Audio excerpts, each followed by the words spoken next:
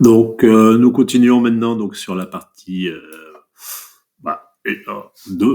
tri des données brutes. Donc, nous avons des données brutes qui ont été prises sur 223 parts de 500 millisecondes. Il commence à la mesure 1 à 223. Donc, nous avons vu de la voie 1, la voie 2 et la voie 4 nous intéressent, sachant que la voie 1 et la voie 4 sont deux manières de mesurer différemment la force qui s'exerce sur l'échantillon.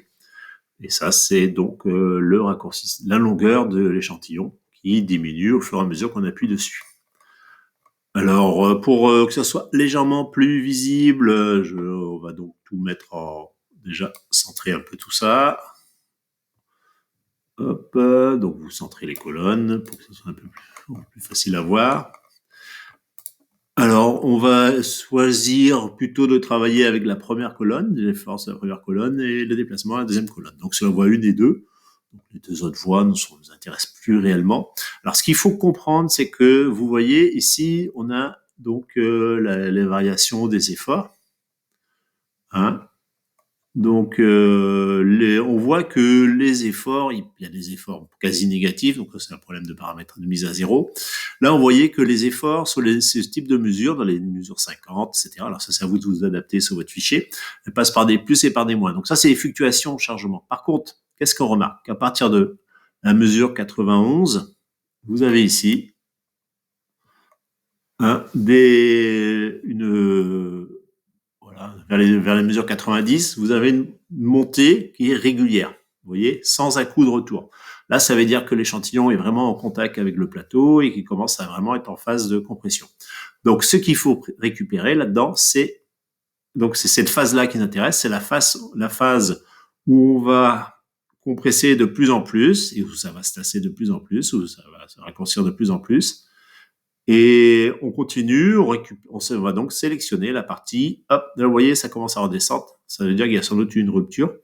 Donc on va sélectionner la partie croissante, qui est purement croissante en effort, qui est purement décroissante en déplacement, ce qui est logique, hein, et jusqu'au moment où l'effort commence à baisser. Alors pour ça, je choisis par exemple de mettre une bordure autour, comme ça je devine quelle est la partie qui m'intéresse.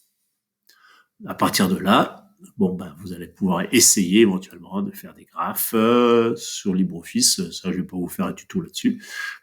Hein, et surtout de modifier les valeurs pour les transformer en contraintes et allongements relatifs. Donc, voilà. Donc, j'ai mal sélectionné la plage. Hein, je peux la reprendre et la copier. CTRL-C. Et si je veux travailler proprement, je refais une feuille, voilà, une nouvelle feuille, après que je colle mon fichier dedans, la partie qui m'intéresse. Donc ça, je sais que c'est la force, et ça, c'est ce qu'on appelle l'allongement, L. Enfin, pas la longueur totale.